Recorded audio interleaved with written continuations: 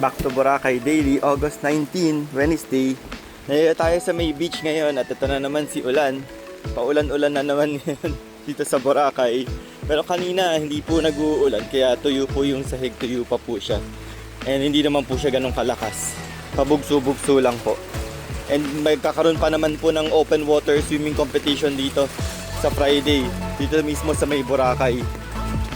Pero ito na nga, nag-uulan na rin. Tapos ang lakas pa rin ng hangin.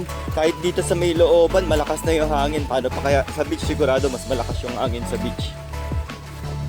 Buti humina na. Kasi kanina medyo malakas eh. Dito sa kalsada namin masyadong masikip. Kaya yung mga e-trike, meron lang silang area kung saan sila nakaabang.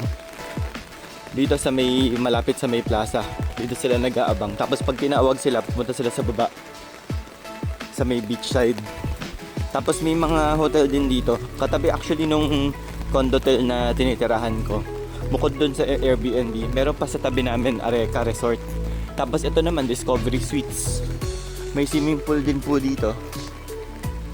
Ayan siya, Discovery Suites. Maganda rin po yung mga rooms dyan sa loob. Para siyang mga 4-star na hotel. Makakapal yung mga beddings. May sari-sari tindahan, suking tindahan dito sa tabi. Tapos may law agency din. Tapos may mga street cafe, oh. Cozy, galing. Tapos dito nagluluto na si nanay. Nagluluto na ng pagkain. Ay, may souvenir din. See? Kaliwat kanan. May mga businesses na. And then ito naman, parang office din siya. Ano kaya ibig sabihin ng Seka? Kasi ito may mga hotel din dito. Dante's Hideaway Guest House, Jewel Inn, Moonlight Breeze Inn. Ayan. Tapos may pinaparent ng mga kwarto, room for rent. Lahat po ito malapit lang to sa may beach.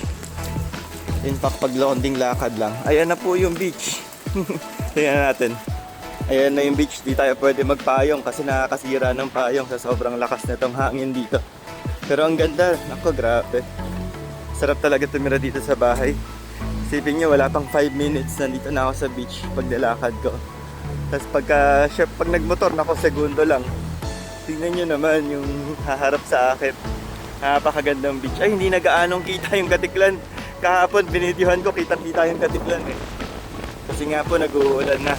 Tingnan nyo naman yung Boracay. My God.